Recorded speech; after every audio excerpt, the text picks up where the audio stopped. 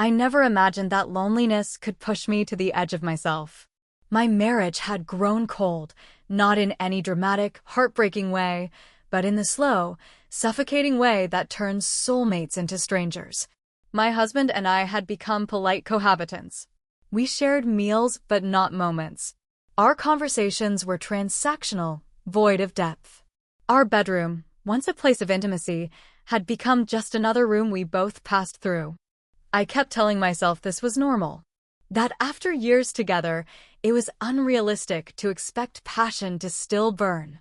But deep down, a small, stubborn part of me longed for something more, for connection, for touch, for simply being seen. It was in that vulnerable state that I began to notice the way someone else in the house noticed me. He was not a stranger, but someone I had helped raise my stepson. Confident, grounded, always watching. At first, I chalked it up to teenage curiosity. Harmless glances, fleeting moments of eye contact. But as time passed, I couldn't ignore the feeling that he saw something in me no one else did. The shame came quickly. I wasn't flattered. I was horrified by how much I longed to be seen. It wasn't about him. It was about what I wasn't getting from the man I married. And it made me feel hollow, trapped in a house full of unspoken tension and unmet needs. One night, after another dinner where my husband barely looked up from his phone, I retreated to my room. The silence of the house settled over me like a heavy blanket. I sat there for what felt like hours, staring at nothing, wondering what had happened to the woman I used to be. The passionate, spontaneous, open-hearted version of me had vanished under years of quiet disappointment. I didn't hear the soft knock at the door until the second tap. "Hey," my stepson said gently. "Are you okay?" I blinked, startled. "Yeah, I'm fine. Just tired." "You've been crying." I touched my cheek. I hadn't even realized a tear had fallen. I forced a laugh. "It's nothing. Just a long day." He hesitated. "You don't have to pretend." Something in his voice made me sit straighter. He wasn't speaking as a child or even a teenager. He was speaking as someone who saw me as a human being. Not a mother figure. Not a wife. Just someone who was hurting. "I'm not sure who I am anymore," I said before I could stop myself. He didn't respond right away. Then, "Sometimes being invisible makes you forget that you matter." That sentence hit me like a punch to the chest. Not because of who said it, but because of how true it felt.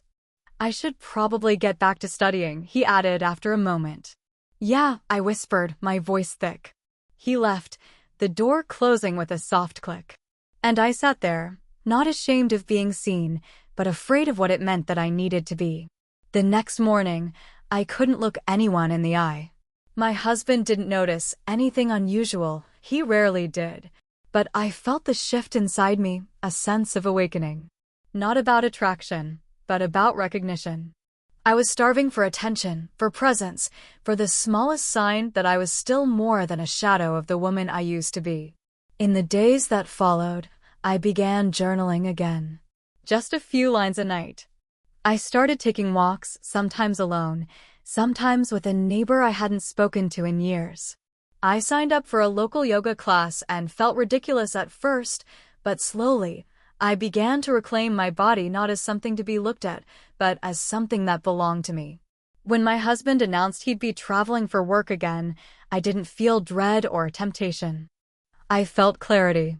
My stepson remained respectful, distant but kind. The tension between us, whatever it had been, melted away as I focused on healing. One night, as I stood in the kitchen washing dishes, my husband came in and wrapped his arms around me, a rare gesture. I froze. "You okay?" he asked. "I don't know," I answered honestly, "but I'm working on it."